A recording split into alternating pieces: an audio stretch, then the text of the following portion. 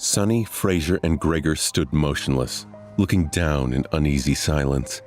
What happened to Benny didn't come as a shock, but it was still a hard thing to digest. An ominous feeling settled in their hearts.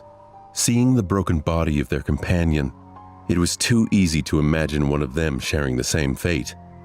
No one knew what to say. After a minute or so, Fraser finally sighed. "It's a good thing that you took most of the supplies he had been carrying." A bit heartless, but not wrong, Sonny thought, giving the older slave a careful look. Fraser frowned, realizing that his mask of a kind-hearted gentleman had slipped for a second, and hurriedly added in a somber tone, "May you rest in peace, my friend." Sonny was not convinced of his empathy, but saw no benefit in voicing his skepticism.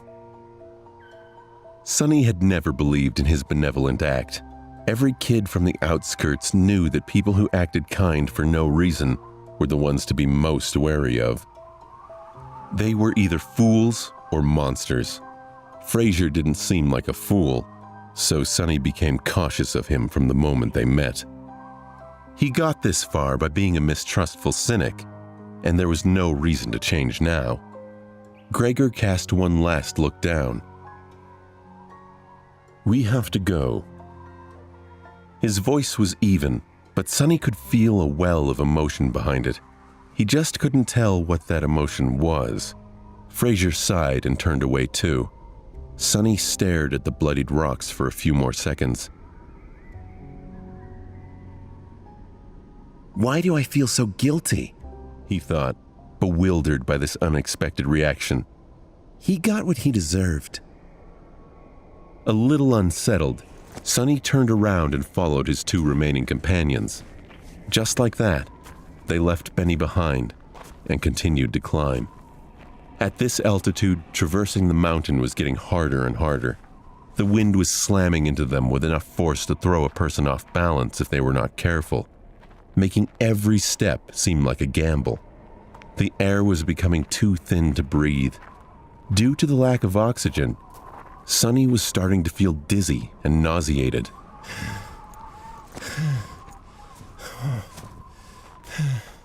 It was as though they were all slowly suffocating. Altitude sickness was not something one could overcome with effort. It was subtle and overbearing at the same time, affecting the strong and the weak, with no regard to their fitness and endurance. If their luck was bad, an elite athlete could succumb to it faster than a random passerby.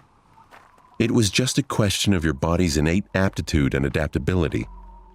Lucky individuals were able to get over it after experiencing mild symptoms. The others were sometimes crippled for days or weeks, suffering from all kinds of torturous side effects. Some even died. As though all that wasn't bad enough, it was getting colder too. The warm clothes and fur weren't enough to keep the chill at bay anymore. Sonny felt simultaneously feverish and freezing, cursing every decision he had made in his life to end up here. This mountain was not a place for humans, and yet they had to go on. A few hours passed. Despite everything, the three survivors continued to struggle forward, slowly moving higher and higher. Wherever that old path Fraser had talked about was, by now, it couldn't have been far. At least that's what Sonny was hoping for. But at some point, he started to doubt if the path even existed. Maybe the older slave lied. Maybe the path was long ago destroyed by the ravages of time. Maybe they had already missed it without even noticing.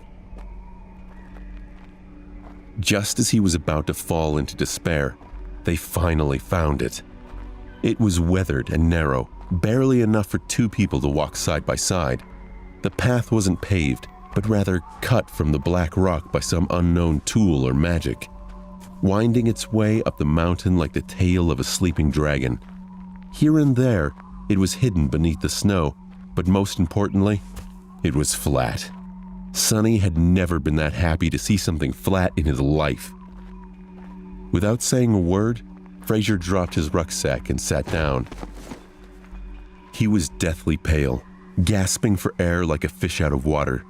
Despite that, there was a slight grin on his face. Told you. Gregor gave him a nod and looked around. A few seconds later, he turned back to the triumphant slave. Stand up. It's not time to rest yet. Fraser blinked a few times, then glanced at him with pleading eyes. Just give me a few minutes. The young soldier was going to retort, but Sonny suddenly put a hand on his shoulder. Gregor turned to face him. What is it? Sonny gestured down, back the way they came. It's gone. Gregor shook his head in confusion. What is gone? A hint of frustration rose in Sonny's voice. Benny's body. It's gone. Fraser and Gregor seemed to have grasped the situation. Simultaneously, they moved to the edge of the stone path and looked down, trying to spot the place where Benny had met his end. Indeed, the splattering of blood could still be seen on the jagged rocks, but the corpse itself was nowhere to be found. Fraser flinched back and crawled as far away from the edge as he could. The young soldier also backed away, instinctively grabbing the handle of his sword. The three of them exchanged tense looks, clearly understanding the implication of Benny's disappearance. It's the monster, Fraser said, even paler than before. It's following us. Gregor gritted his teeth. You're right. And if it is that close, we will inevitably be forced to fight it soon. The idea of fighting the tyrant was as frightening as it was preposterous. He might as well have said that they will all be dead soon. The truth of it was painfully clear to both Sonny. But the older slave, surprisingly, did not look panicked. Instead, he lowered his gaze and quietly said, Not necessarily. Gregor and Sonny turned to him, all ears. The young soldier raised an eyebrow. Explain. Fraser sighed. The beast had traced us this far in just a day. That means that there are two most probable possibilities. Either it is smart enough to realize where we are going, or it is following the scent of blood. After a bit of thinking, Gregor nodded, agreeing with this logic. The older slave smiled slightly and continued. Whether it is one or the other, we can throw him off our trail and buy some time. Gregor's brows knit together. How do we do that? Despite the urgency in Gregor's voice, Fraser hesitated and remained silent. Gregor deepened his voice to sound more authoritative. Why are you not answering? Speak. The older slave sighed again and slowly, as though against his will, answered. Sonny had been waiting for this moment for a while now. We'll just have to make the boy bleed. Drag him down the path, then leave him there as bait and go up instead. His sacrifice will save our lives. Sonny winced. And there it is. If Sonny wasn't mad, and scared witless, of course, he would have smiled. His judgment, it seems, was eerily on point. Affirmation was always nice, but not in the situation where being right also meant potentially being used as monster bait. He remembered how Fraser spoke back when Benny was campaigning to have Sonny killed. His protestations, which seemed compassionate, proved to be only strategic and revealed his sinister nature. Sonny narrowed his eyes. What a bastard. He knew it all depended on whether or not Gregor would decide to follow through with Fraser's plan. The young soldier blinked, astonished. What do you mean, make him bleed? Fraser shook his head. It's simple. If the monster knows where we are going, we have no choice but to abandon our plans to reach the mountain pass and go over the peak of the mountain instead. If the monster is following the scent of blood, we have to use one of us as bait to mislead it.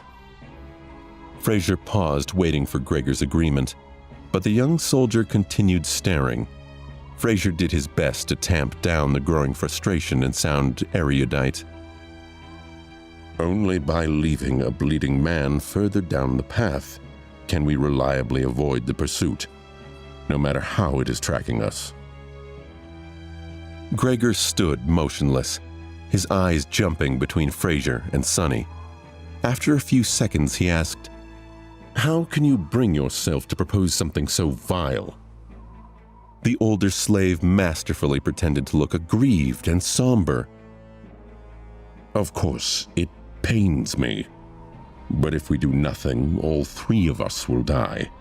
This way, at least the boy's death will save 2 lives. The gods will reward him for his sacrifice."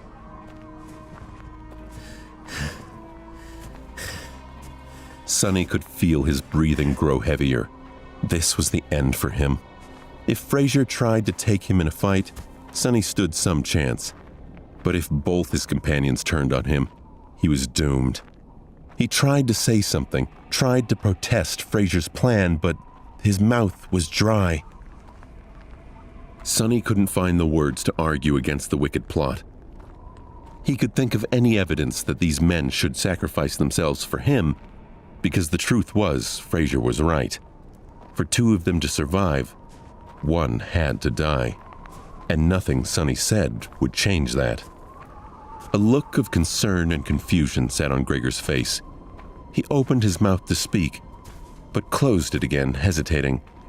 The fact the young soldier wasn't protesting any longer could only mean one thing. He was seeing Fraser's point.